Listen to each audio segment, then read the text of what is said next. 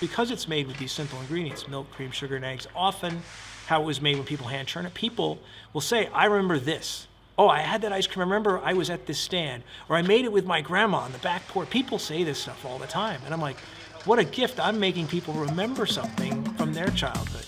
And it makes me think of those days. So the simplicity of it, and I think it's just an amazing treat. That's the case for that. All right, we're recording. All right. Can you tell us your name, your company, and where we are today? Okay, sure. It's Paul Nasrani, Adirondack Creamery Ice Cream, and today we are in Boonville, New York, in the Western Adirondacks on the Lee Dairy Farm.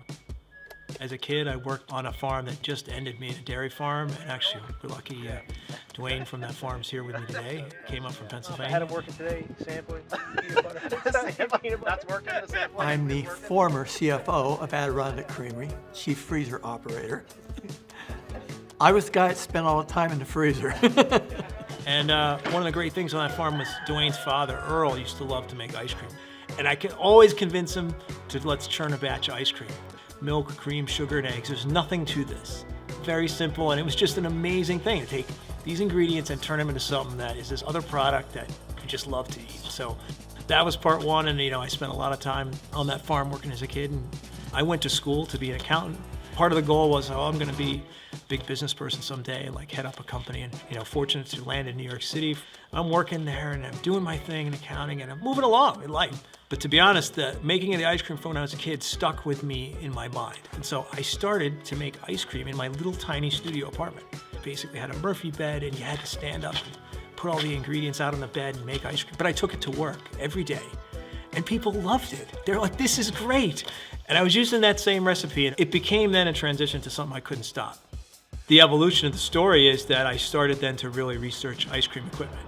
And debating in my mind, do I put my savings in this? Do I buy this machine? What do I do with it? And lo and behold, in Grand Central Station, there was an auction. So for $3,500, I got this ice cream machine that was 30 grand. They took cash, and they said, you gotta have it out of here at 9 tomorrow morning. And still didn't know what to do with it. I had no idea, but it was happening. And I went to resign. I'm like, I'm resigning from my job. There was not a voice. Nobody said anything. There was silence. They're like, okay, you guess you just got to take a break and get this out of your system. Well, I haven't come back to doing that exactly. So you can imagine the first time I turned this on, and I had no idea if it was going to work or what it was going to do. After I left, we were trying to grow, and part of the plan was we were going to build a factory somewhere between the Adirondacks and New York City in the Hudson Valley. But I called every economic development board in all the counties. The person who ran that said, you got to call this farm. And it's a 100-year-old family-owned dairy, and he says, you got to call them up. Called him up. Sure, I came over, walked in. He had a room full of ice cream equipment, all the equipment we needed. It's like, we don't know how to use this. If you can figure it out, make the ice cream for our store, we got a pad of paper and made a deal. And that's how it started. Shook hands, and next thing you know, I'm standing there with all this ice cream equipment. I had no idea what I was doing, and so I contacted, from my childhood days, Jan Whitebread. He's a really good mechanic, and he loves ice cream. And I was like, can you come up here and help me figure out how to put this stuff together? And we went up there, and we started figuring out how to make ice cream. Eventually, Jan quit his job, and Jan was the guy who tweaked the machine and filled every cup and put the lid on it. And everyone was filled by hand and had to be weighed. And he got to a point he was pretty good at it. Rich Boyce, who owned that plant, said, in about 9 years, you'll know what you're doing. He was about right. It took us that much time. But we created ways to do stuff. The alternative was always there. And one of the benefits of being there, that's where we really started our direct work with farmers. So we worked with a group of farmers there in the Hudson Valley where we made that ice cream for 10 years. And we outgrew that plant, and then ultimately connected here with Judy and her family and the plant, which is close by. So that was one of the most important things that we ever did.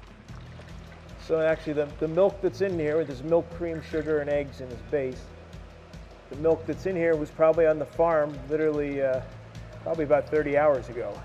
Maybe 40. It's just about a half a mile this way. We can't see it from here. Mercer's Dairy, who makes the ice cream for Paul, as they need the milk, will come here and get it in the 10-gallon can size. So we try to put out our best quality product always for him. The privilege actually is working right with the farmers directly. Like the fact that we could say, when we're selling ice cream, like, I've met some of the cows, they've got names, They don't know mine, I don't think, but it's very cool. And you know, the other part of it that's really important is that it's kind of what makes small businesses go around.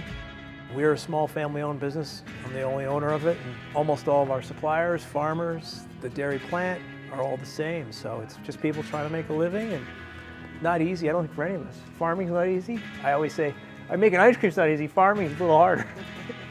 All right, and then here is our Syrian date and walnut, which we were talking about. This is the package. So we give half the profits to the IRC, and we had the peace and the three languages. And the FreshDirect was the first place to take this flavor on. Oh yeah, you gotta try it. This is perfect. Vanilla, chocolate peanut butter, got Kulfi pistachio cardamom, and Syrian date and walnut. And we have a new one coming out now that we sampled at FreshDirect, Kashmiri Kava. Nobody's ever had these flavors. And that makes a huge difference of that they are taking the opportunity to like share our products and to be different with their community of customers.